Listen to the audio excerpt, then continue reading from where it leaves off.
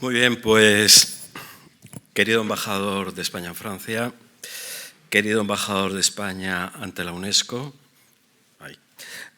querido embajador de España ante la OCDE, que ahora no lo veo, ahí. Queridas amigas y amigos, bienvenidas, bienvenidos al Instituto Cervantes. Hoy voy a ser solo un poquito más largo que en otras ocasiones, porque me gustaría contarles lo que vamos a hacer durante esta semana, no solamente hoy, sino esta semana. Y es que, desde el principio, cuando pensamos en cómo celebrar los 50 años de democracia en España, tuvimos claro que había que explorar varios caminos o trayectos o cualquier sinónimo puede ser válido. Por un lado, el de los orígenes, el de cómo y por qué se había llegado a 1975 y cuál había sido el coste en sufrimiento, en vidas humanas, de una dictadura que se prolongó durante casi 40 años. Ese es el sentido de la exposición que inauguraremos mañana en colaboración con la Asociación 24 de agosto de 1944 y con la Embajada de España. Se titula Los caminos del exilio y mostrará un centenar de fotografías de Philippe Gossot que se encontraron en el desván de su casa, las encontró su hijo una vez que él había fallecido. Les aseguro que las fotos merecen la pena. Además, el próximo lunes, el 15 de diciembre, proyectaremos el documental de Quino González, Te doy mi palabra, en el que se ofrecen testimonios de los refugiados españoles en Francia. Por cierto, quienes asistan mañana a la inauguración de la exposición podrán ver que está casi a punto de terminarse, al lado de la sala de exposiciones, la nueva biblioteca Octavio Paz. Juntando esas dos cosas tendremos un espacio acogedor y yo creo que espléndido, en el que se unen las letras y las artes, los libros y las artes. Bueno, pero volviendo a esos caminos de los que les hablaba antes.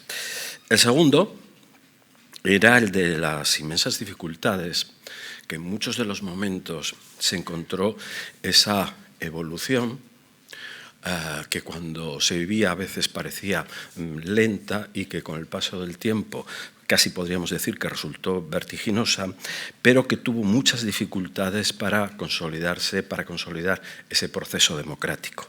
Y nos hemos querido fijar en una de esas dificultades tremenda, en la más sanguinaria, en la más brutal, el terrorismo. Así que el miércoles tendremos la presentación de la traducción al francés del informe Foronda, Los efectos del terrorismo en la sociedad vasca, a cargo de su autor, el historiador Raúl López Romo. Y terminaremos el jueves con un concierto a cargo de Fabric, uno de los cuartetos europeos más destacados en interpretar música contemporánea, música actual, y que está formado por 2 españoles, un italiano y un alemán. Ha sido y es otro de los caminos, el de España en Europa y con Europa. Y para hoy, y con esto ya volvemos al presente, para el primero de los días elegimos cómo se vivieron y sobre todo cómo se contaron aquellos momentos de hace 50 años en los que no se sabía muy bien qué podía suceder y en los que casi todos los días sucedía algo insospechado e inquietante. A veces. El periodismo fue el testigo privilegiado de una época sin Internet, sin redes sociales, ni más inteligencia que la natural. Así que pensamos en que qué mejor que nos lo contaran 2 periodistas que entonces ya ejercían la profesión y que hoy estuvieran plenamente activos. Así que esta tarde está con nosotros Juan Pedro Quiñonero, que en torno a 1975 ya era redactor jefe del periódico quizá de mayor prestigio que había en aquellos momentos, el periódico Informaciones. Hoy es el decano de la prensa europea en París y que además acaba de publicar sus memorias, que son estas, y que podrán consultar y leer en la biblioteca Octavio Paz dentro de unos días. También está con nosotros Juan Cruz, que, si no me equivoco, es periodista desde los 13 años. 13 años. Que por aquella época del comienzo de la transición era corresponsal en Londres, más o menos, y al que Vargas Llosa describió el pez en el agua como ubicuo y omnisciente, en una referencia muy divertida que seguro que él mismo recuerda, como recordamos los lectores de aquellas memorias de Vargas Llosa. Ambos son periodistas todoterreno, como debe ser un buen periodista, pero comparten otras cualidades no tan habituales. Los dos han dedicado durante toda su trayectoria especial atención a la cultura. Los dos son escritores con una amplia obra literaria y ensayística. Si antes les he enseñado uno de los libros de Juan Pedro Quiñonero, ahora este, que creo que es el último, publicado este mismo año, y que esta ya es la segunda edición, de Juan Cruz, es Secreto y pasión de la literatura. Los escritores en primera persona de Borges a Almudena Grandes, y que también tienen ustedes en la biblioteca Octavio Paz. Bueno, pues además de esto, los dos han participado también en grandes proyectos culturales. Por ejemplo, en la creación del benemérito suplemento literario Informaciones de las Letras y las Artes, en el caso de Quiñonero, que incluso los que éramos muy jovencitos, en aquella época recordamos muy bien. O en el caso de Juan Cruz, en la dirección de la editorial Alfaguara. O incluso en su caso, algo que nunca aparece en su biografía, no sé por qué, y sin embargo son las cosas más relevantes, y es que fue mi profesor de periodismo cultural. Pero bueno, en fin, que es un gran honor para todos nosotros recibir en el Instituto Cervantes a dos grandes periodistas, y ya que estamos en Francia, hommes de lettres. La moderadora, y no utilizo el galicismo avec l'animation de, porque no va a hacer falta, como comprenderán ustedes, la moderadora será otra gran periodista, Mavi Doñate. Muchas gracias y adelante. Bueno, buenas tardes a todos, bonsoir a tous, embajadores, público en general, muchísimas gracias de estar aquí en esta cita con dos periodistas de raza, a los que el director del Cervantes ya más o menos ha dado unas pinceladas. La verdad es que no necesitan presentación porque son muy conocidos, y además si nos extendiésemos en todo lo que han hecho no acabaríamos, o sea, no podríamos hablar. Pero bueno, brevemente, Juan Cruz, buenas tardes, periodista y escritor. Empiezas efectivamente muy joven en este oficio. En el año 76 eres uno de los miembros fundadores del diario El País. Empiezas además como corresponsal en Londres, pero desempeñas también las labores de jefe de cultura, jefe de opinión, adjunto a la dirección. En los 90 diriges Alfaguara, la editorial. Tienes numerosísimos títulos escritos, numerosos libros. A mí, desde luego, me quedo con dos. Uno, el sugerente título de Periodismo vale la pena vivir para este oficio, en el que un poco haces esa selección, compendio de entrevistas que haces a periodistas internacionales. Y otro que a mí me pareció encantador, que es 1200 pasos, porque recreas tu infancia en esa época difícil de la posguerra, de la cual vamos a hablar. Quiero pedir perdón por la voz, porque atravieso pues, un proceso un poco catarral, entonces, bueno, perdón si se me quiebra o si la pierdo un poquito. Varios premios, entre ellos el Azorín, también el Nacional de Periodismo Cultural, y además Juan Cruz, lo tengo que decir, para mí es especial porque su mujer, Pilar García Padilla, fue editora mía en el telediario de las 3, y es de esas personas, de esas mujeres de televisión española, de las cuales aprendí muchísimo, con lo cual me hubiese encantado que estuviese aquí, pero por un motivo familiar no está, pero hemos hablado con ella, ¿verdad, Juan? Antes. Bueno, Juan Pedro Quiñonero, buenas tardes, compañero, colega actual aquí en París. Sin embargo, amigo. Exactamente, y amigo. Decano de la prensa no española, sino europea en París. Llegas en torno al otoño de 1977. En 1983, o desde 1983, eres el corresponsal para ABC, pero antes estás en la SER, en Onda Cero, en Antena 3, premiado y distinguido, compartimos el Cirilo Rodríguez, ese lo tenemos ambos dos, y autor también de varios libros, como el que ha recomendado José Manuel, que es este, de la Europa de las libertades a la Europa de las extremas derechas, algo que desde luego saldrá en esta conversación. Bueno, tras esta presentación, yo quiero hablaros muy brevemente de mí y vais a entender el porqué. Yo cuando murió el dictador Francisco Franco tenía 4 años recién cumplidos. Y soy de esa generación que no nos han enseñado muy bien el convulso siglo XX. No hemos aprendido muy bien qué fue la Guerra Civil Española, qué fue la posguerra y esos años de represión para los que habían perdido, casi esos 40 años de dictadura y, por supuesto, tampoco la transición española. Una se hace periodista y es un poco autodidacta en estos temas, leyéndoos, escuchando, en fin, viendo series, como la reciente ahora de Anatomía de un instante, y de repente nos damos cuenta que a periodistas como vosotros, que os tocó contarlo, os tenemos una gran envidia, porque claro, os tocó vivir y contar una época decisiva en la historia de nuestro país. ¿Somos un poco ilusos al decir que os envidiamos o hemos puesto solamente el acento, quizá por desconocimiento a veces, en lo maravilloso, en lo romántico que pudo ser y nos hemos olvidado de toda la cruz de la moneda, es decir, de esas presiones, de esos miedos que podíais tener? No sé, ¿cómo fue? Efectivamente, y empezamos ya y arrancamos con el título ¿Cómo fue contar esa época? Yo comenzaría todavía un poco antes. Me explico. Se explica aquí. Un poco antes por una razón simple. Decimos dictadura, tiranía, franquismo, lo peor. Y al mismo tiempo son palabras tan grandes que no siempre dan una imagen concreta y precisa de lo que era aquello. Tengo 2 imágenes. Yo debía tener menos de 7 años, no había nacido mi hermano, era 6, y en Totana, mi pueblo, en Totana se acaba el pan antes que la gana, es un pueblo pequeño de la provincia de Murcia, pues había procesiones a toda pastilla. Es decir, la iglesia era una iglesia tremenda y las procesiones iban siempre encabezadas por un cura gigantesco, tenía una altura de no sé cuántos metros, salía con una cruz y iba cantando, ya no sé si hablaba en latín, no lo sé, en murciano. Yo lo que siento de aquello es que sentía miedo físico.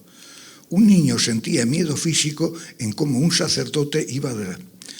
Pasan no muchos años, tengo que tener 15 o 16, y por razones de pobreza familiar emigramos a Palma del Río. Palma del Río, el pueblo de Manolo Benítez, el cordobés, en la provincia de Córdoba, frontera con la provincia de Sevilla. Llegamos al pueblo y nos estaba esperando una pareja de la Guardia Civil. De la Guardia Civil no moderna con gorra, sino de toda la vida con tricornio y fusil al hombro. Llamaron a mi padre, lo interrogaron durante bastante momento y antes de irse el sargento me dice: oye, nene, mañana verme al cuartel que tengo que hablar contigo. Madre del Señor. Mi madre cuando me dijo: nene, pórtate bien, dúchate, ve bien. Y yo efectivamente fui temblando a ver a un sargento de la Guardia Civil en el cuartel de Palma del Río. Un cuartel, iba a decir un cuartel de mierda, pero en fin, está feo decir esas cosas, ¿no? Entonces era un señor gordo, con un palillo en la boca, bigotito, espatarrao allí de mala manera, debajo de una imagen de Franco con abrigo y un yugo y las flechas de Paristo de contar. Me dice: oye, nene, a tu padre lo tenemos fichado, pero a ti, llévate ojo, porque si te tuerces vas a acabar mal, ¿eh? ¿Me has entendido bien? Sí.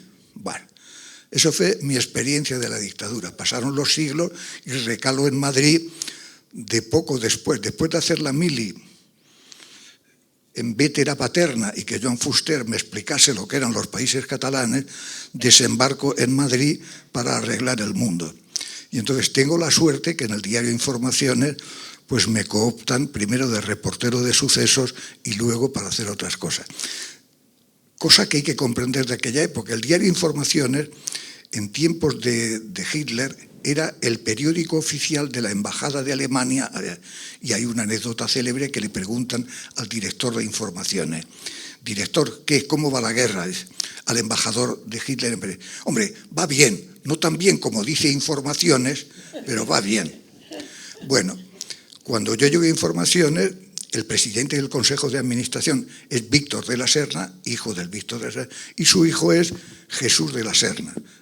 Y el hombre que hacía todo aquello era Juan Luis Cebrián, que antes de ser progresista eminente era hijo y nieto de falangistas, bien educado en un colegio que él ha decidido que no llevará a ninguno de sus hijos. Vale. En aquella situación se inventaron una cosa que era Informaciones de las Artes de las Letras, que dirigía un señor que se llamaba Francisco Martínez Corbalán, pero que firmaba PC porque él era comunista, quería firmar PC de comunista. Luego, de crítico literario, Rafa Conte, que se había educado en un colegio, como Dios manda católicamente, en Pamplona, y luego fue del SEU, y era el crítico de referencia. Y como intrépido reporter tribulete que en todas partes se mete, era yo, que tenía la suerte de tener a toda esa gente que sabía mucho más que yo y que me aceptaban entre ellos. Y ahora llego a la cosa, ¿qué es lo que pasó en aquel momento?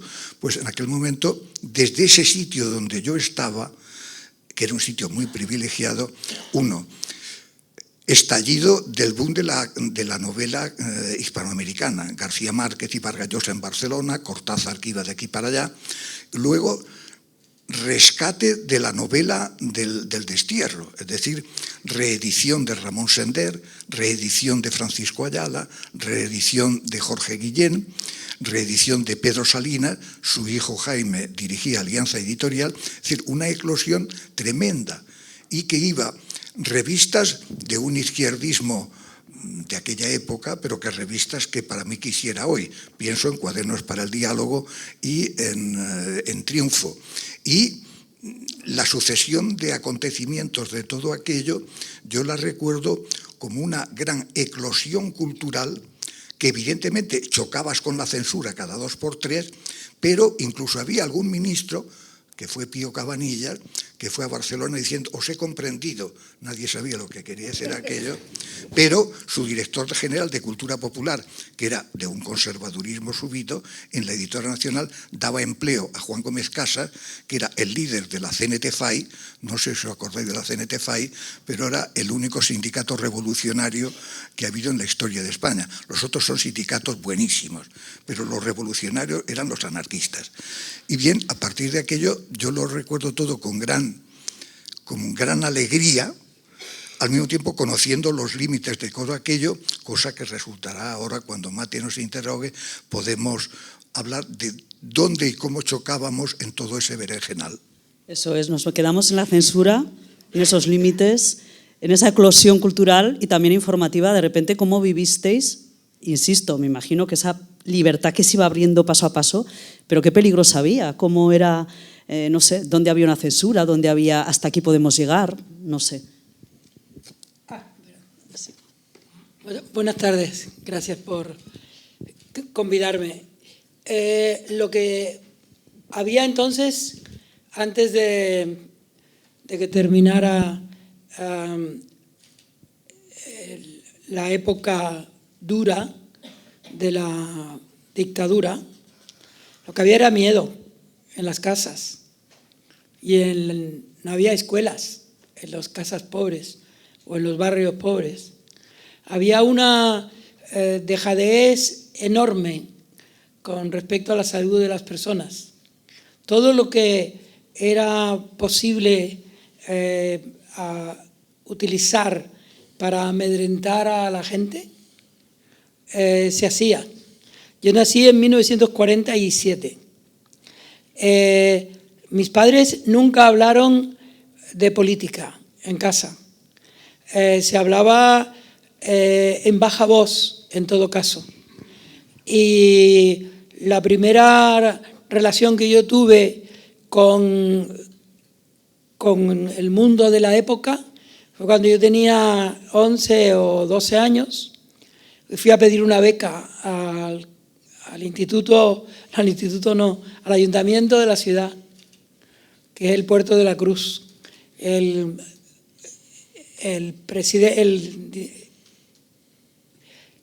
el alcalde era una persona que había sido y era falangista. Yo pedía una beca y yo le escuché decir a Lugier, él le decía a Lugier, dígale a ese muchacho que el alcalde no recibe a pordioseros. O sea, a lo largo de mi vida, de esa vida, yo fui viviendo esos episodios como si fueran dagas. En este caso, con respecto a un muchacho. Pero si eso pasaba con un muchacho, imagínate lo que estaba pasando con los mayores. Por tanto, siempre entendí por qué mis padres no hablaban de política ni de nada. ¿Se puede decir, esto es una duda que siempre he tenido, o la gente de mi generación, que en la época de la transición hubo un pacto, no escrito, pero sí que existía, entre políticos y periodistas, hasta bien entrado los 80, quizá después ya del triunfo de Felipe González en el año 1982, en aras de esa democracia? ¿Eso existió realmente? ¿Que se estaba todos a uno, había esa ilusión en la que los periodistas participaban de esa irrupción de la democracia después de la muerte de Franco? No sé si esto es así. Bueno, yo creo que la noche en que Tejero intentó, mandado por otros, evidentemente, como ahora ocurre que mandan otros lo que parece que está siendo mandado por la gente que está en la calle, y está mandado por otro que ha decidido que es bueno mandar así, ¿no? Bueno, pues cuando eso ocurrió, los periodistas éramos parte del Estado. Y no es porque dijera alguien, esto es el Estado, Miguel Juste es el Estado. Lo que pasó entonces es que muy pronto Juan Luis Cebrián bajó a la redacción y dijo, esto es un golpe de Estado, todo el mundo a sus puestos. Y entonces ya ese momento dejaba de ser estrictamente periodístico. Era periodístico el editorial, era periodística la crónica que hizo a toda velocidad y de una manera que debiera ser estudiada por Rosa Montero. Rosa Montero hizo uno de los... Si ahora se ha hecho la película de economía, como decía Anatop, tendría que ser también un monumento fílmico lo que hizo Rosa Montero esa noche para contar qué es lo que estaba pasando en España. Bueno, pues esa noche duró muchas noches, no duró solo esa noche. Yo recuerdo haber ido a las afueras, a donde está Televisión Española y donde hay también un cuartel, para ver qué pasaba.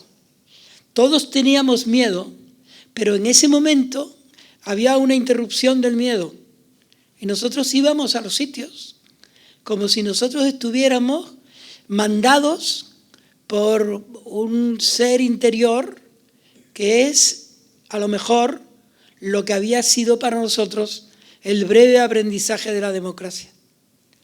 Yo me atrevería a subrayar un punto que no sé si está muy claro, y es que la culpa de toda la tiranía era de Franco, ça va de soi. Por el contrario, la culpa de todo era de Franco, ça va de soi. Por el contrario, desde 1968, 69, 70, hasta un poco antes y un poco después, había periodistas eminentísimos que también ejercían otro tipo de censuras que están poco vistas. Citaré dos ejemplos. Yo estoy en la mili en Vétera y, como estaba en nómina, un privilegiado, el subdirector, Eduardo Delgado, que era comunista, me dice, oye, Quiño, ya que te pagamos un poco, intenta trabajar algo, haz una entrevista o algo. Lo comento en el cuartel de Paterna con un amigo cuyo padre dibujaba en el Levante todos los días un chiste, y él era comunista altuseriano, de Luis Althusser. Dice, hombre, tienes que hacer una entrevista a Joan Fuster Y pregunto, ¿y quién es Joan Fuster? Dice, pues mira, vas a Valencia, a la librería 3 y 4 y preguntas. Voy a la librería 3 y 4, que era ya entonces la librería de referencia en Valencia, y disfrazado de soldado, pregunto, vengo a hacer una entrevista.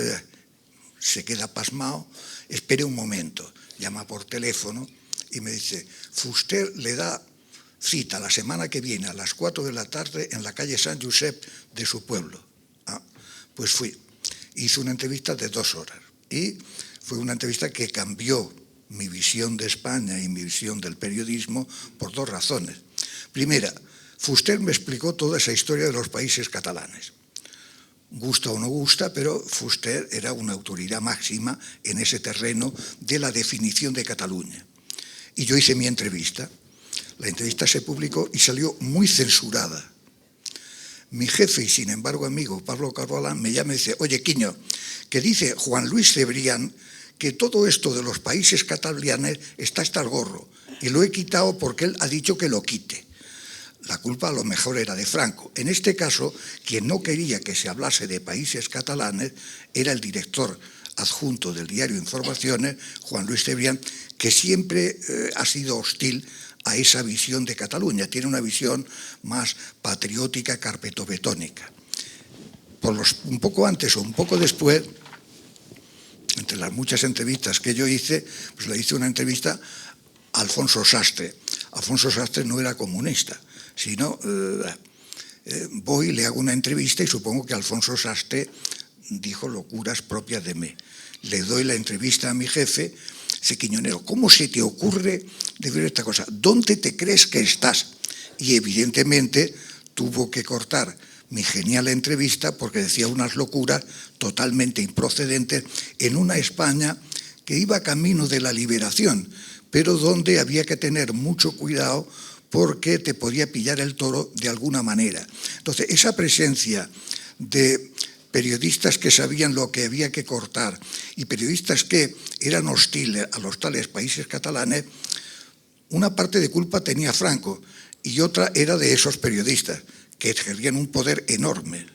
Bueno, la autocensura o la censura efectivamente de los jefes que existía, claro está. Evidente. Por eso os decía antes dónde ponían el punto, dónde ponían el acento, qué contenidos, qué expresiones se podían censurar. En este caso, sí se hablaban de los países catalanes, pero no sé si había otros peligros o otras líneas que el periodista no podía... Es que eso no era perceptible. Por ejemplo, el periódico que lanza el boom sudamericano, el boom que era Mario Vargas Llosa, y el resto fue el suplemento del diario Informaciones, que dedicamos un número especial a eso. Pequeño problema, decíamos lo que decían, pero lo de darle la palabra a Mario Vargas Llosa o a Gabriel García Márquez o a Julio Cortázar, que era todavía más lenguadao, hasta ahí no se llegaba. Había una prudencia que decía, ojo, Julio Cortázar está bien que hable de sus locuras, pero que no hable de política porque la jodemos, con perdón. Había otros temas, por supuesto. Bueno, a mí la verdad es que la primera vez que yo fui a Barcelona, yo soy un enamorado de Barcelona, ¿no? Y del Barcelona también. Y además lo soy de una manera muy auténtica, en el sentido de que lo soy de niño, no he sido... Entonces fui a Barcelona con unos catalanes que vivían en Tenerife y yo vivía en la casa de ellos, era invierno y me pusieron a vivir en un sitio donde había un frío enorme, pero a mí me gustaba el frío de Barcelona. Me gustaba la ciudad y al día siguiente de yo sentirme tan feliz allí, hubo no un golpe de Estado, evidentemente, pero sí una enorme redada, porque toda la ciudad de Barcelona fue sojuzgada por uno de los enormes... ¿Cómo se llama? Cuando tú haces Bueno, Franco dictó ¿cómo se llama? Un edicto para que la gente no saliera a la calle, etcétera, etcétera, etcétera. Eso fue lo primero que yo supe de Barcelona. Supimos de Barcelona muchas cosas, y supimos de Madrid, y supimos de todas partes, porque hubo un momento determinado, en torno a 1972, en que en España empiezan las cosas a cambiar un poco. Y la gente está en la calle, y la gente sufre lo que sufrió todo el mundo en cada uno de los sitios. Es decir, por entonces ya empezó el franquismo a romperse. Oye, has nombrado el golpe de Estado. Antes, por ejemplo, ¿cómo vivisteis que en el año, por ejemplo, 77 se legalizase el Partido Comunista? O efectivamente antes de ese golpe de Estado, el 23 de febrero del 81, si ya se veía venir, o sea, ese ambiente que había con atentados de ETA, muy convulso, no sé, ¿cómo lo vivisteis eso? La llegada de Carrillo y la legalización era la culminación de un proceso en el que la aparición de revistas críticas, que era Cuadernos para el Diálogo o Triunfo, y la aparición de una multitud de pequeñas editoriales totalmente críticas, es decir, Alberto Corazón, había una... Entonces, eso era un caldo de cultivo que abría. Y la legalización de Carrillo era un detalle que en el Informaciones pesaba en la sección de cultura, en la sección de política, en primera página, que era la página estrella. Pero lo que iba por delante era todo el proceso de irrupción de nuevas sensibilidades e irrupción de nuevas cosas que tenía la aparición de nuevas editoriales en Cataluña, la aparición de nuevas editoriales en Madrid, la aparición de editoriales que hacían exactamente lo contrario que se hacía hoy. Para entonces las pequeñas editoriales eran editoriales críticas, comunistas, en el caso de Alberto Corazón, o totalmente subversivas, entre comillas, en el caso de Manolo Padorno, poeta y pintor, amigo de Juan y amigo mío, amigo y editor de Juan y amigo mío, que se gastaba un dineral en publicar libros que hoy serían impublicables, porque hoy las editoriales pasan.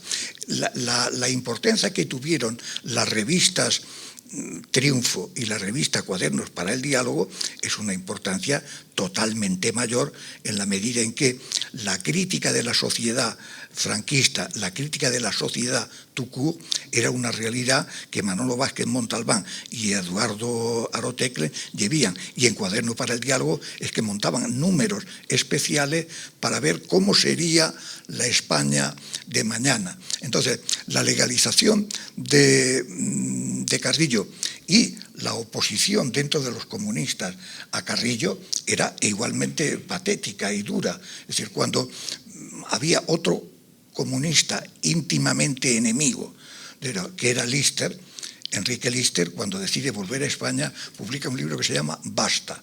Y en ese libro acusa de crímenes, asesinatos, a Santiago Carrillo y a Dolores Ibarruri. Cuando Enrique Lister nos presentó a Evelyn Mezquila, Feliciano Fidalgo y a mí ese libro en el Fórmula Matre, le dije: don Enrique, pero si yo fuese Carrillo, cuando usted llegue a Madrid, lo denuncio, pongo una denuncia. Se echó a reír. ¡Ja, ja, ja, ja, ja! Quiñonero, qué ingenuo es usted. ¿Pero por qué? Carrillo no hará eso porque sabe que lo que digo es cierto. Es una acusación terrible, hecha en un libro que es publicado que se llama Basta, y que todo eso en mor de que hay que abrazar a Santiago Carrillo y que Fraga abraza a Santiago Carrillo, pues todo eso pasa en olvidado. Pero las guerras internas y la guerra cultural profunda era una realidad, la realidad más viva entre la gente de pensamiento. A mí me parece que el tiempo aquel de triunfo, de todo lo que está subrayando Quiñonero, a mí me parece que fue una antesala y también una consecuencia de lo que estaba pasando en las calles y en las cárceles y en el extranjero. el extranjero fue muy importante para ese devenir de España. Los extranjeros se portaron muy bien con España.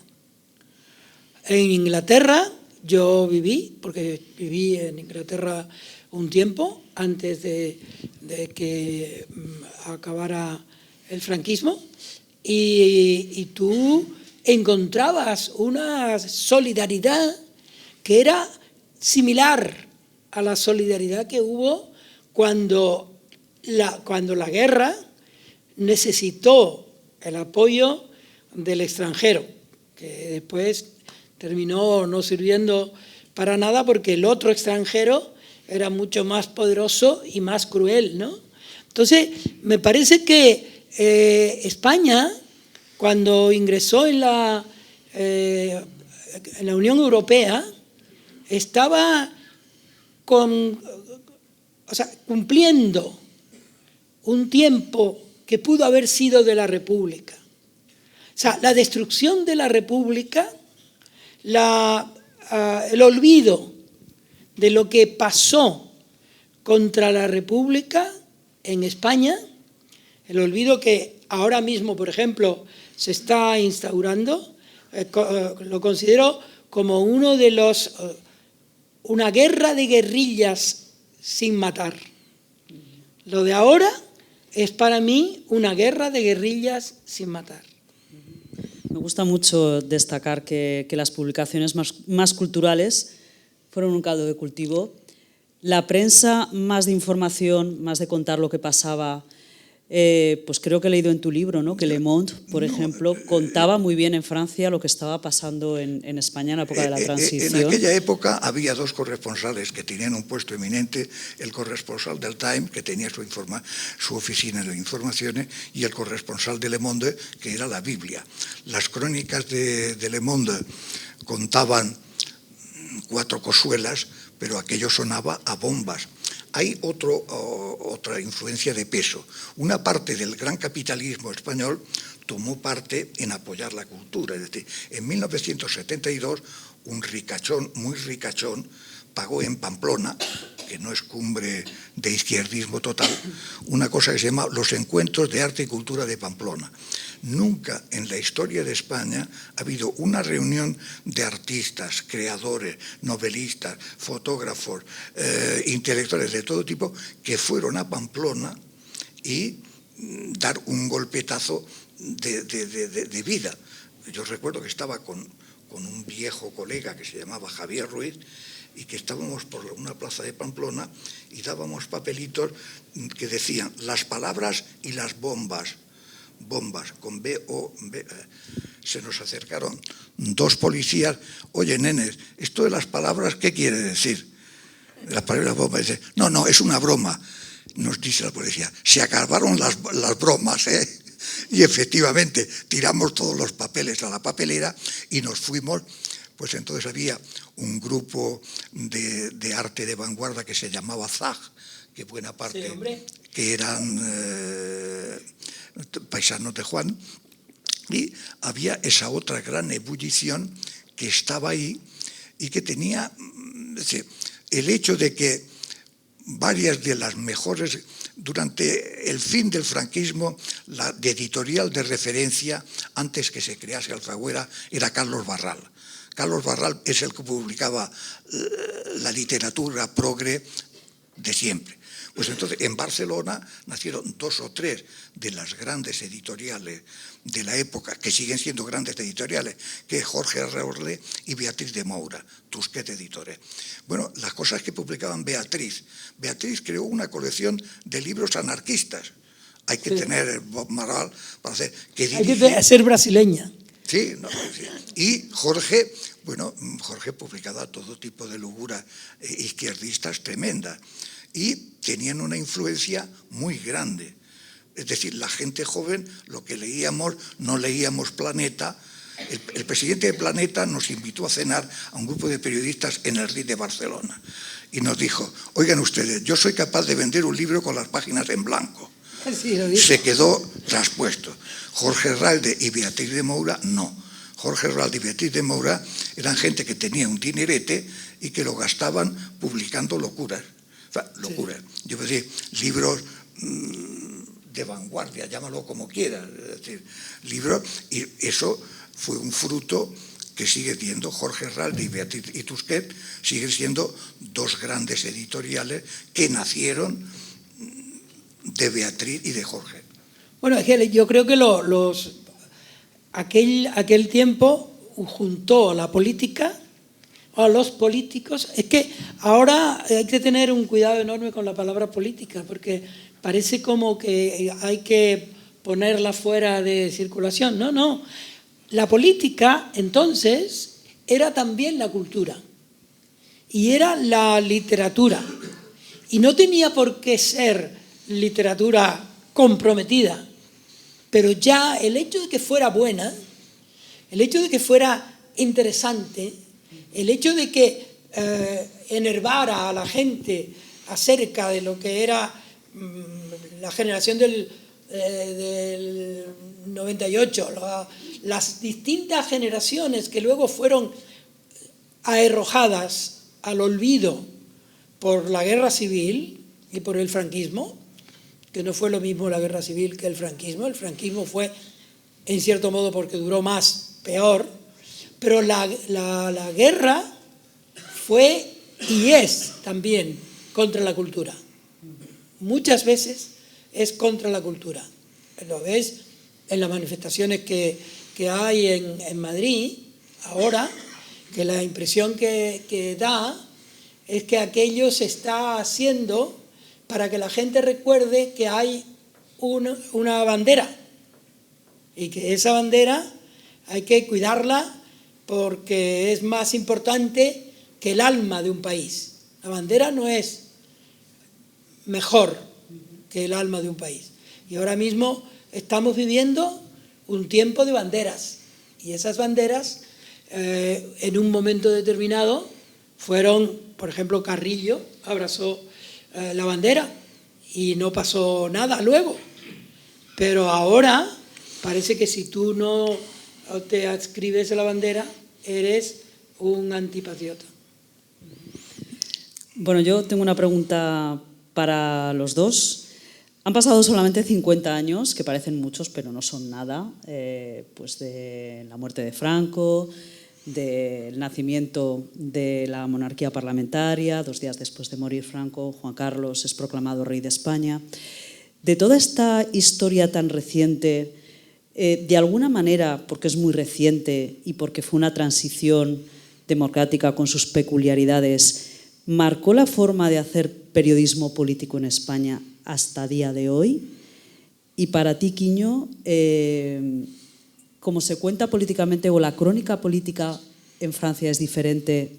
Sí es diferente, quizá porque no tiene esta historia que hemos tenido tan reciente nosotros. Es que en aquella época la cultura y la política y el periodismo eran totalmente indisociables, y eso estaba ligado, pues qué te digo yo, la fundación de Alianza Editorial la hacen Ortega y Espotorno, que es Ortega, Jaime Salinas, Pedro Salinas y Javier Pradera, de familia falangista de toda la vida. Y como hombre que pusieron en un puesto lamentable, que era jefe de prensa, Manuel Andújar. Manuel Andújar es uno de los grandes novelistas de la España de siempre, y una de las primeras cosas que hicieron era editar a Ramón Sender. Ramón Sender, anarquista que contó el Cantón de Cartagena, y aquella era una obra. Crónica del Alba. Por supuesto. Y ¿qué es lo que ocurría?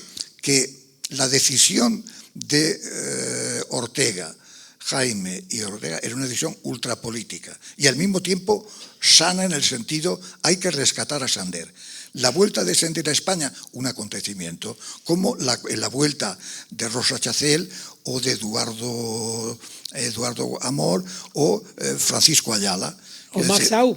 O Max Sau, por supuesto. Es decir, eran grandes acontecimientos, unos más valorados que otros, unos más visibles que otros, pero todo estaba íntimamente ligado. Es decir, y Pues qué te digo yo, la primera, después de la vuelta del exilio, la primera exposición de Timoteo Pérez Rubio, esposo de Rosa Chacel, fue en la Biblioteca Nacional. ¿Por qué? Por una serie de circunstancias que había. Y entonces el periodismo, que grosso modo, digamos, el periodismo, iba a decir, el periodismo crítico, básicamente era el Diario Madrid, el Diario Informaciones, Triunfo, Cuadernos para el Diálogo y todos los que me añadáis vosotros. Y luego había un periodismo conservador que no citaré porque está en la mente de todo el mundo. Y que, al mismo tiempo, esa dinámica, incluso en el ABC había columnistas como Cándido que defendían posturas que eran más... sí, llámalo como sea. Entonces, la sociedad estaba muy dinámica y en ese sentido yo echo en falta en la España de hoy, me falta Cuadernos para el Diálogo, o en su equivalente, me falta Triunfo, no veo quién cumple hoy esta tarea, y no veo, es decir, cada 2 por 3, lo digo por mí, me hacen hacer entrevistas de que chiquilicuatres franceses y francesas que tienen una importancia, a mi modo de ver, modestísima. Pero seguimos trabajando poco nuestro patrimonio cultural profundo. En este caso, en Madrid, por ejemplo, jamás se obra de cultura catalana. Es un problema que tiene siglos de historia. En aquel momento, yo recuerdo que Castellet, que estaba al frente de Península Ediciones 62, me enviaba los libros en catalán, es decir, las traducciones de Riba, de Rilke, o los poemas bueno, yo leía todo aquello y, mal que bien, en la prensa de la época intentábamos hablar de Rodoreda, la publicación de Aloma, la reedición de Aloma, bueno, y yo recuerdo cuando yo leía catalán, decía, cuando el hermano de Aloma dice, tot és trist i no tinc ganes de viure més, Aloma, una abrazada ben forta. Bueno, era un diálogo cultural de fondo que hoy no veo que exista. Es decir, no veo que ningún periódico de Madrid se interese por la cultura catalana y los periódicos catalanes intentan mal que bien suplir esa ausencia, pero lo cierto y verdad es que la incomprensión absoluta de esa incomprensión. Yo era muy amigo de José Antonio Maraval, José Antonio Maraval, padre, no el ministro, que dirigía Cuadernos Hispanoamericanos, y Maraval era de Xàtiva. Dice, Quiñonero, en Xàtiva es que nos llaman los socarrat.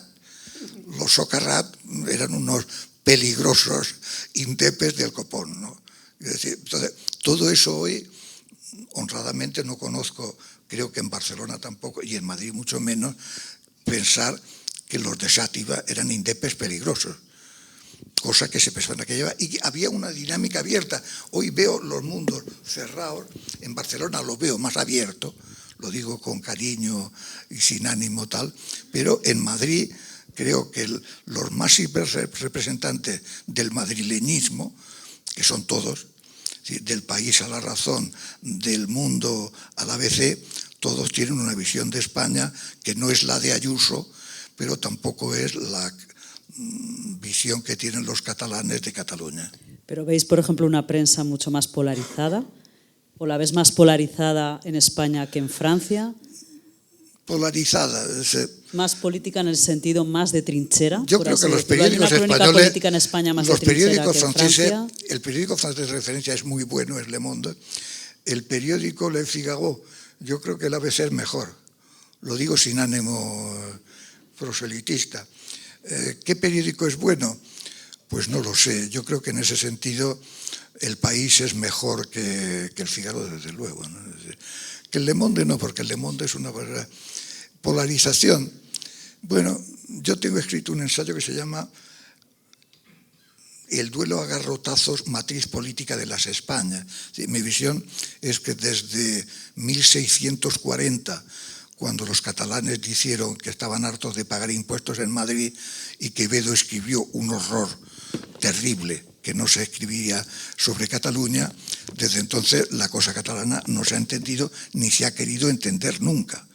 Es decir, a Juan Luis Cebrián le hablas de Cataluña y dice los mismos horrores que decía hace 40 años, en el ABC no digamos. Y en Barcelona lo soportan con esticismo piadoso, pero no veo, y no creo que los periódicos franceses sean mejores que los españoles. Por ejemplo, todos los periódicos españoles, El País tiene no sé cuántos corresponsales en 5 continentes. El ABC menos, y además pagan menos, pagan a tanto la Crónica, pero intenta tener un corresponsal en Caracas, un corresponsal en Bruselas. Vosotros cogéis El Fígaro y no tiene corresponsal en ninguna parte, no tiene corresponsal ni en Berlín, que es, digamos, la capital que debiera ser referencia absoluta. No tienen corresponsal. ¿Por qué? Primero, porque no tienen dinero. Segundo, porque nunca han tenido dinero. Este momento. Hace 3 semanas o 4 hubo una decisión judicial en Madrid muy grave, en virtud de la cual se culpaba a una personalidad muy importante de la vida española. Muy pronto se tomó la decisión judicial de declararlo culpable. Hasta hoy no se sabe de qué es culpable exactamente, pero eso está ahí en la justicia. La prensa española, si la miramos con tranquilidad y sin pensar que es la nuestra o la ajena, está explicando ella sola cuál es el momento del periodismo. El hecho de que unos periódicos determinados, que tienen sus cabeceras y sus puntos de vista y su pasado y su presente, consideren que ya está todo hecho porque ya la justicia tomó partido y es así, que no haya una controversia periodística, editorial al respecto, es un indicativo, me parece a mí, del momento que estamos viviendo los periodistas o el periodismo en España. Pero bueno, yo creo que ha habido contrapartidas, ¿no? O sea, yo creo que Seguro, habido pero si medios no de exageras no se te oye. Ya, bueno, pero a verlas las ha habido. O sea, yo creo, yo voy más a esa polarización. Bueno, ahí no lo digo yo, hay estudios que dicen que desde 1975 parece ser que se ha abandonado pues ese espíritu también por parte de nuestros políticos, que conste de acuerdos y de pactos, y que estamos ante pues eso, un momento de polarización total que parece ser que no están llamados a entenderse. Ante eso, que puede ser un caldo de cultivo, claro, una encuesta reciente del CIS dice que 1 de cada 5 jóvenes actuales en España valoran bien el franquismo. Entonces, ¿qué está pasando? No sé si es resultado de esa polarización. Tenemos que entonar una autocrítica de que a lo mejor pues hay algo que los medios de comunicación tampoco estamos haciendo bien. A lo mejor, cuando yo digo que la forma de hacer crónicas políticas en España, sobre todo ahora, pues bueno, son muy de trinchera, no deberían ser tanto, no sé. Me refiero precisamente a eso, ¿no? Me parece que hay unas trincheras demasiado evidentes, hay una burla de lo que hace el otro en el ámbito político y eso se está trasladando a la burla de lo que hace el otro en el ámbito periodístico. Los periódicos, yo creo, por ejemplo, el New York Times no caería en eso. No cae en eso, me parece a mí, Le Monde. No cae en eso, aunque es exagerado a veces, The Guardian. Los periódicos italianos grandes, por ejemplo, el que fundó Scalfari, es un periódico que sigue diciendo lo que decía este gran maestro, ¿no? Periodista es gente que le dice a la gente lo que le pasa a la gente. Lo que está ocurriendo ahora es que hay más opinión que análisis y hay demasiado análisis que es opinión. Juan Pedro, no sé... Yo intento extender un poquito el problema.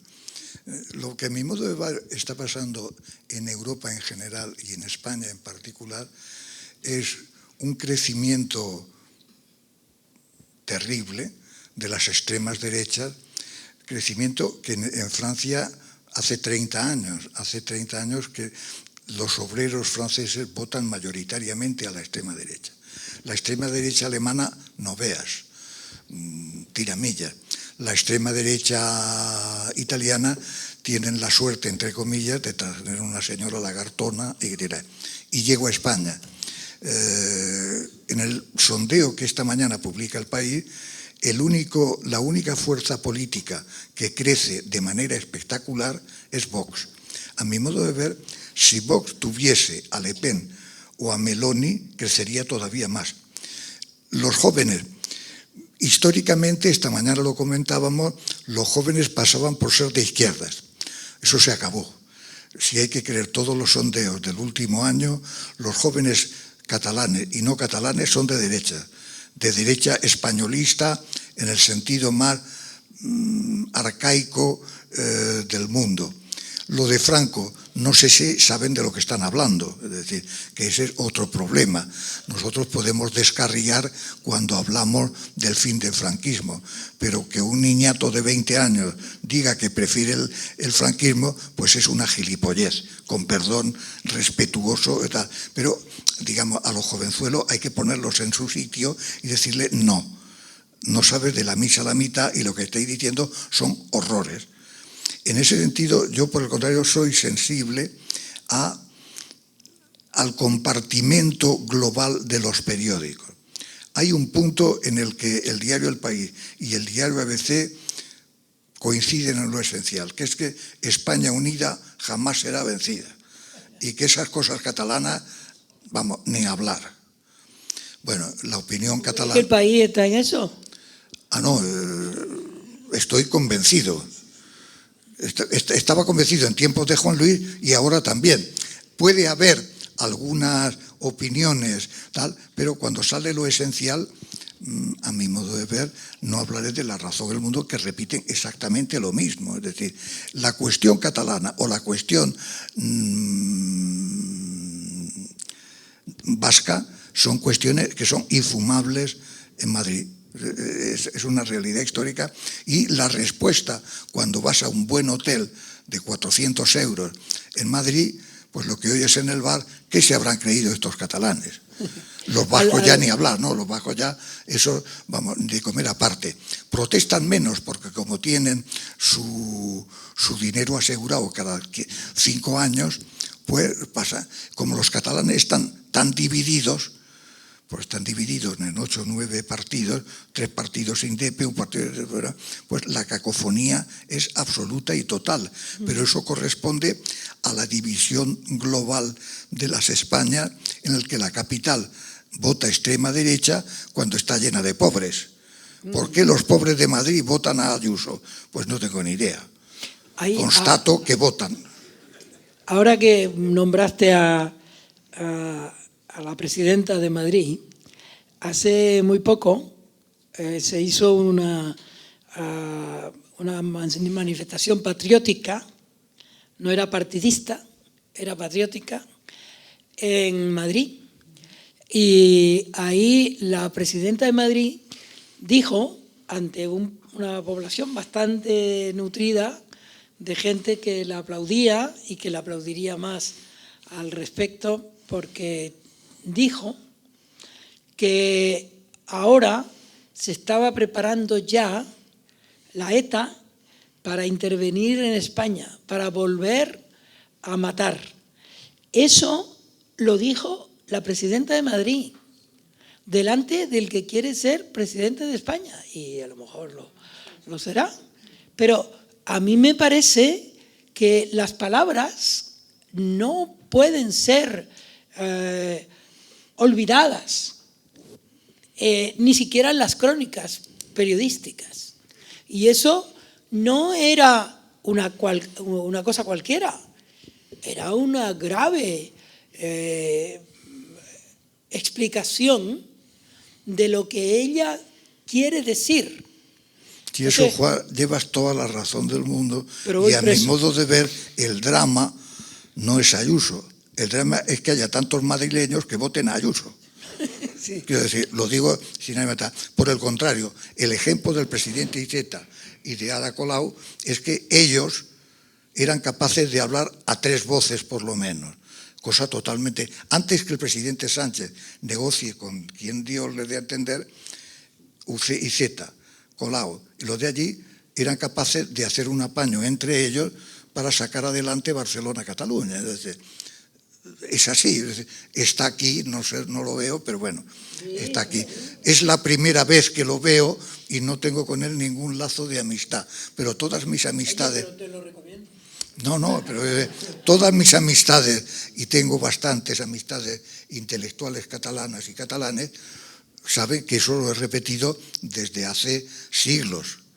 Quiero decir que el diálogo lo veo más tolerante en Barcelona-Cataluña que en Madrid-España. Es decir, eso me parece, dejemos a un lado Illa o no sé quién. Globalmente veo a Barcelona-Cataluña más civilizada que ya esto está, y que en el resto de España no quieren saber nada, como Quevedo, 1640 los catalanes se revuelven, y Quevedo escribe un panfleto contra los catalanes que hoy no firmaría Vox, porque dice unas barbaridades. No, lo firmaría. No, pero hay que tener el talento verbal de Quevedo para decir esos horrores. Y quienes le responden son 2 grandes intelectuales catalanes cuyas calles terminan en la Plaza Urquinaona. Mensajes tremendos por parte de políticos populistas que pueden venir de un lado o de otro, con independencia de las siglas. El problema, ¿no creéis que a quien van dirigidos al final es una población no formada? Es decir, hay también un silencio de la memoria de ETA, del terrorismo de ETA. Yo, porque ya tengo cierta edad y además hice durante muchísimo tiempo Interior, Audiencia Nacional, haciéndome la maleta cada 2x3 de Madrid al País Vasco, tú lo sabes, Juan, y sé lo que ha sido ETA. Insisto, he empezado diciendo que me he tenido que formar en ese periodo de la historia que no viví porque tampoco nos lo han contado. Es decir, quizá el problema también es un sistema educativo, insisto, que los medios de comunicación a lo mejor estamos haciendo algo mal que no contextualizamos, y el problema a lo mejor es donde caen esos mensajes tremendos y que a lo mejor pues no hay esas revistas culturales o no hay ese interés, o vivimos en la época que vivimos, que lo hemos hablado, ya lo sabemos, de los 140 caracteres de X, de Instagram, que los jóvenes se informan como se informan. Es decir, puede ser también un caldo de cultivo para esa extrema derecha, que además a mí me da la sensación, igual estoy equivocada, pero que una gran parte de los jóvenes en España hoy se dicen más nietos de la dictadura que hijos de la democracia, ¿no? Cuando mi generación es al revés, yo me creo más hija de la democracia que nieta de la dictadura, ¿no? Y ahora parece ser que hay un grupo de jóvenes que es al contrario, ¿no? Mira, que en España el hecho cierto de que aquí hay un montón de regiones, algunas de las cuales tienen su idioma, algunas de las cuales tienen su historia, porque todas además tienen su historia, hasta Canarias tiene su historia. El hecho de que todo eso se esté tirando a la basura, porque no queremos que los catalanes hablen catalán en Europa, no queremos que los vascos, ahora ya se lo tragan, sean vascohablantes. Todo ese mundo que quiere gobernar España y que no respeta a España es un mundo que lo que está haciendo es tergiversar la historia de España, por una parte, y tergiversar el presente de España. La gente no es la gente que están diciendo en esas manifestaciones. La gente es otra gente que vive en Tenerife, que vive en Oviedo, que vive en un montón de sitios pensando y buscando otras cosas. España está siendo eliminada como entidad plurinacional, que lo es. Yo había escrito aquí un homenaje a Raimon. Jo vinc d'un silenci antic i molt llarg. Don Américo Castro, que es uno de los grandes intelectuales españoles del siglo XX, tiene un librito que publicó Jesús Aguirre en Taurus, se llama Español, palabra extranjera. ¿Qué es lo que se dice en ese libro? Que la palabra español empezó a utilizarse en Aquitania para hablar a la gente que vivía del otro lado de los Pirineos y que tenían distintas lenguas y distintas tradiciones. En el caso de Cataluña ya he soltado un rollo antes, ahora ataco con el País Vasco. Conozco un poco el País Vasco porque mi hermana, que nació en Totana, Murcia, se casó con un vasco tendencia izquierda a Berzale. Lo digo púdicamente, pero creo que casi todos nos entendemos, ¿no? Entonces, yo recuerdo un día hace años que me voy a la playa de Zarauz, que no es de extrema izquierda, pero es una playa bien, y llevo Financial Times, Le Monde, El País, ABC. Veo a mi hermana que corre, pero Juanpe, ¿cómo se te ocurre? ¿Dónde te crees que estás? Recoge todo eso. Vale. ¿Todo? Bueno, luego hacemos una comida con la gente de la familia, entre las que hay una monja no monja progresista, sino monja con hábito de monja, tal. Y pues salen a relucir, todo entonces había todavía tentado las bromas de la familia, dice, tener cuidado que cuando paséis la broma con el coche matrícula francesa os vais a enterar, tal. Entonces la familia monja tal me coge la mano y dice, Juan Pedro, no te preocupes, la ETA sabe a quién le pone las bombas. Y se quedó tan pancha. Y entonces, ¿qué es lo que ocurre? Los vascos tienen su problema resuelto, que es su cupo, y que cada X años lían un follón para sacar unos cuantos kilos más. ¿Qué es lo que ocurre? En Euskadi, ser del PP o ser del PSOE suena a raro. Allí son todos vasquistas. Quiero decir, uno de mis hijos está bautizado en un pueblo que se llama Meñaca. En Meñaca vamos a bautizarlo porque yo quería bautizar a uno de mis hijos en Almansa, Albacete, mis hermanos, y a otro con mi hermana en Euskadi. Y dice, Juan, pero tienes que venir a hablar con el cura. Bueno, pues vamos mi mujer y yo a hablar con el cura. Ustedes son católicos, creen en Dios, en fin, esas cosas. Decimos las mentiras que corresponde y vamos a hacer la misa. Todo el pueblo de Meñaca había ido a la misa porque venían unos parisinos a bautizar a su hijo a Meñaca y se pusieron a cantar. El cura hizo una homilía en español, francés, en honor a los y vasco, evidentemente, y se pusieron a cantar en vasco, en euskera, como homenaje a los extranjeros. ¿Qué es lo que yo interpreté? Que estos cabrones de vascos están deseando que alguien los quiera.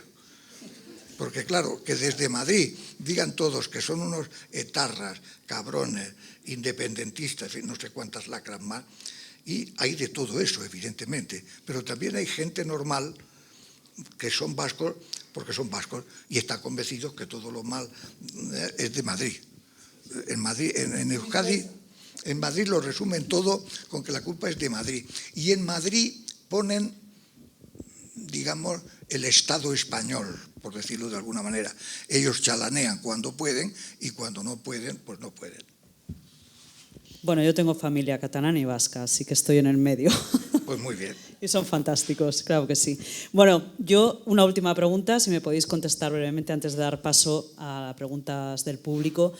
Un poco las diferencias que vosotros percibís de la extrema derecha, que nos preocupa, porque desde luego vemos en España cómo va subiendo y que aquí en 2027 puede ser ocupar el Elíseo. Un poco las diferencias que veis entre la extrema derecha en España y en Francia, o cómo se ha llegado un poco a las diferentes extremas derecha o ultraderecha. Yo lo resumiré de manera expeditiva. Creo que Meloni y Le Pen son más lagartas que Abascal. y que Abascal es bestia y da miedo. Estoy de acuerdo con el maestro. Más o menos, ¿no? Yo acabo de estar ahora en Italia, de donde vengo muy enamorado otra vez de Italia, pero me he puesto malísimo allí, con lo cual tengo que ponerla en cuarentena un ratito. Bueno, pues había una chica, profesora, que fue alumna de Umberto Eco, y había una profesora que era una eminencia en Inglaterra, pero se casó con un compatriota suyo italiano y dejó Inglaterra, y vive allí, y estuvieron discutiendo sobre el momento que estaba viviendo Italia. Y entonces ella le decía a la española que las cosas estaban un poco mejor porque ¿cómo se llama la presidenta? Meloni estaba haciendo cosas que no se hubiera atrevido a hacerlas antes, etcétera, etcétera, etcétera. Y la española por poco la mata. Entonces, muchas veces lo que está pasando es que se está hablando de los países, y esto es una pena. No se está hablando de Europa. Es una buena reflexión esta también, efectivamente.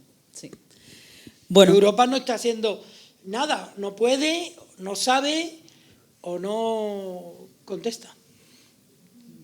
esto da para otra mesa redonda, pero me están ya diciendo que vayamos cortando un poco.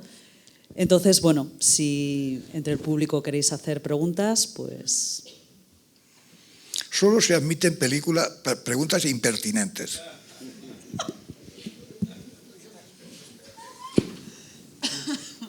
Micrófono.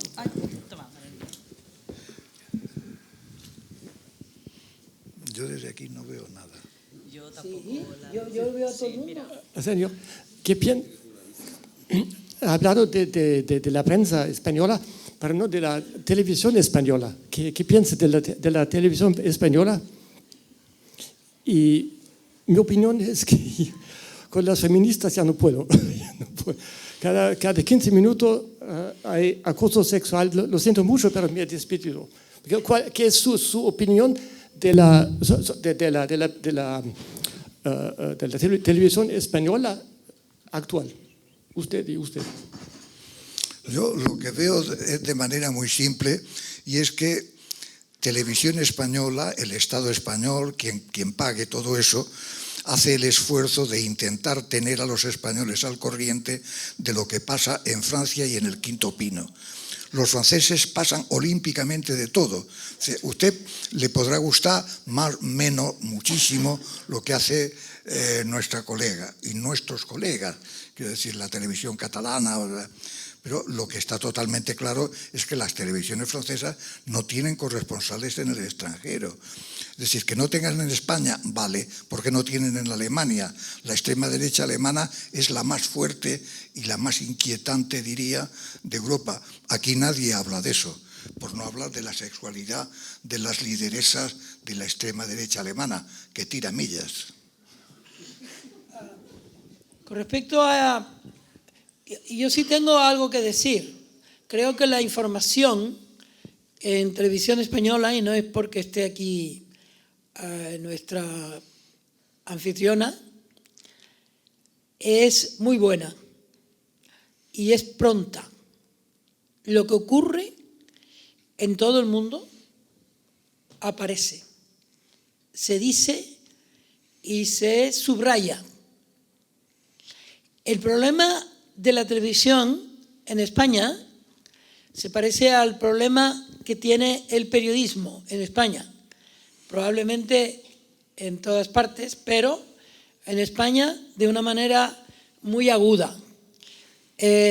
Lo que ocurre no importa tanto como lo que se opina sobre lo que ocurre. Y ese es un problema que no es solo de los periódicos, sino que es también de las televisiones, de las radios y de los comentaristas.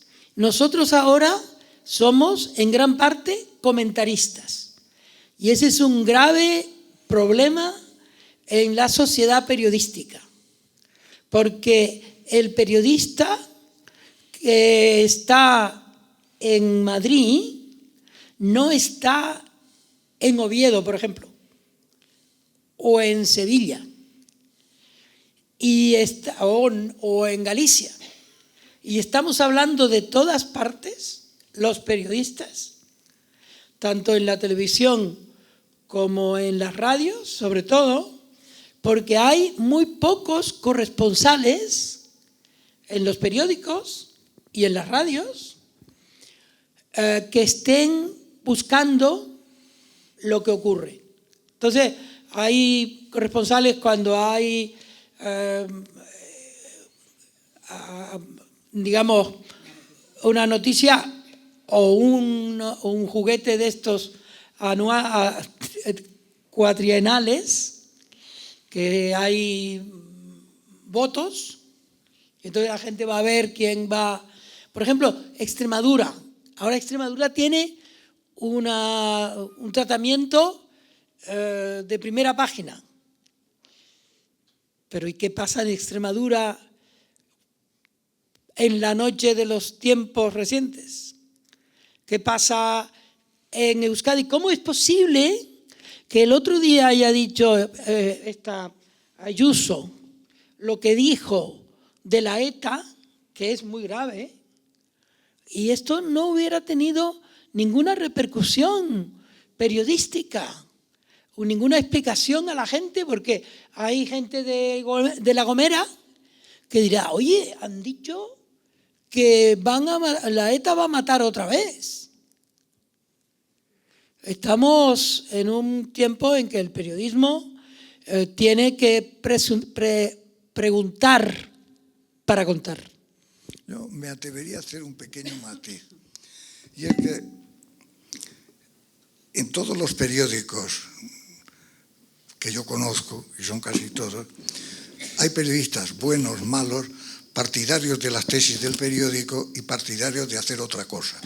En el ABC, un corresponsal en Washington, él va a su aire, pero otras personas del mismo periódico ABC, por ejemplo yo, estamos en total desacuerdo con las cosas que dice este hombre.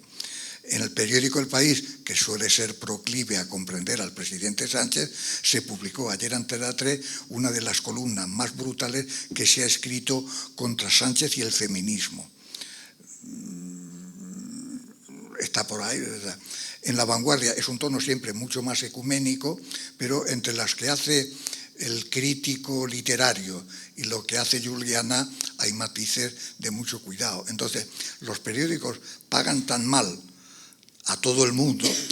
Para que os hagáis una idea, hay gente que está intentando vivir a tanto la crónica que no llega a 150 euros la crónica. Calcular cuántas crónicas hay que escribir a 150 euros menos el descuento para pagar un alquiler en Pigal. Digo eso por decir algo. Entonces, los periodistas hacemos lo que Dios nos da a entender, donde podemos trabajar.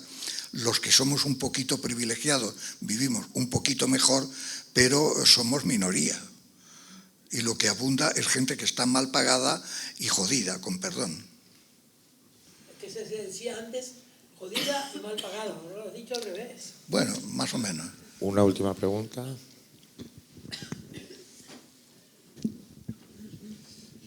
Bueno, yo me voy a permitir una interpretación rápida de por qué los jóvenes se vuelcan a la ultraderecha. Creo que lo han dicho, el obrero francés vota a la derecha. Yo creo que la izquierda en España ha abandonado el discurso de la persona más vulnerable y los jóvenes en España tienen tantas dificultades de acceso inmobiliario, tantas cosas, que lógicamente pues, oír cantos de sirena, discursos populistas, pues es muy atractivo. Entonces yo creo que hay una disociación o sea, un divorcio entre la clase política, entre esta alternancia de partidos que siempre sabes que ahora llegará luego el gallego y después del gallego llegará otro. Entonces, bueno, hay hace poco leía una especie de clasificación de las democracias. Es decir, democracias parlamentarias, democracias liberales. Nos teníamos que poner, decía la señora Doñate, yo soy también hijo de la democracia, pero es que podemos decir tan a gala que estamos en una democracia en España, bueno, en Francia puede ser lo mismo. Es decir, son más consideraciones de este orden sobre esta explicación.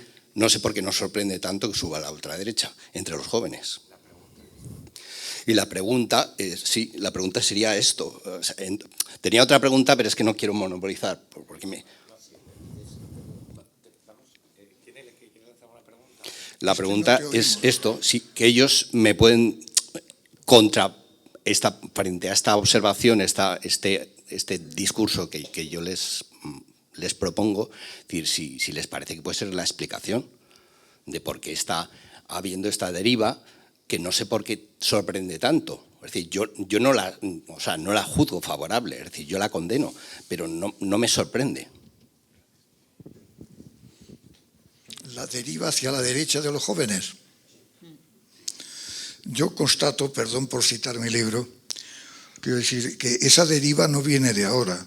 El crecimiento de las extremas derechas europeas es una cosa que tiene 20 años largos de historia, y uno de los problemas del mal periodismo, en el que me incluyo y incluyo a todos los periódicos, es que, por ejemplo, no se ha contado la ascensión de la extrema derecha alemana.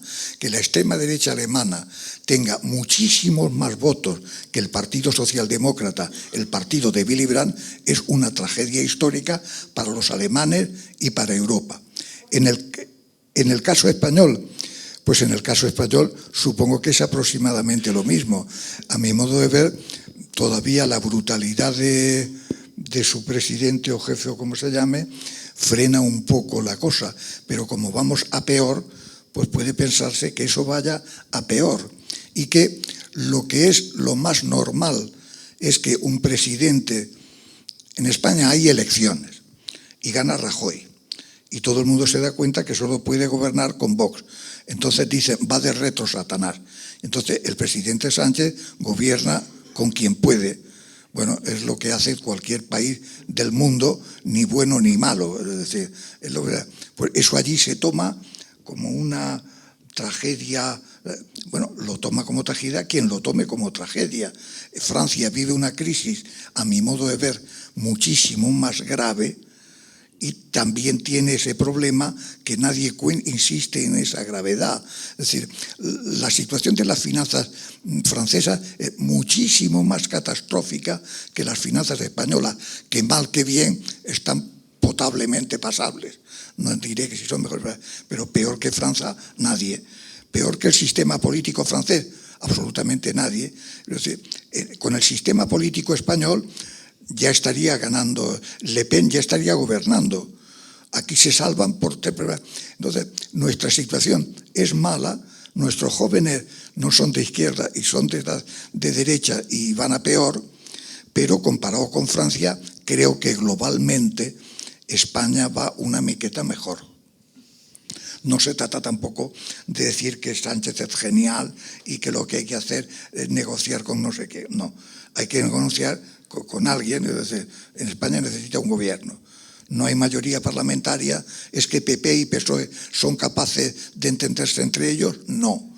González es capaz de entenderse con Pujol, pero no con Aznar. Aznar es capaz de ceder a Pujol, pero no entenderse con González. Bueno, ¿qué hacemos? Lo que decía Alfonso Guerra de Suárez no lo recordaré. El tabú del Mississippi. No sé, a pesar de todo, pues aquello, a mi modo de ver, funciona un poquito mejor que Francia. Pero, claro, los franceses venden pues lo que nosotros queremos contar. Mavi ha estado a punto de no venir porque ha estado haciendo la puñetería del primer museo del mundo que tiene goteras. Si al Museo del Prado le pasara eso, no os quiero contar lo que ocurriría. Sería ya la Biblia. Pues aquí lo tienen todos los días y nadie pone el grito diciendo esto es una catástrofe nacional, que es lo que es decir, es así. Y que pues allí nos encanta meternos los unos con los otros, que Dios nos ampare. Juan Cruz, Juan Pedro Quiñonero, Mavi Doñate, muchísimas gracias.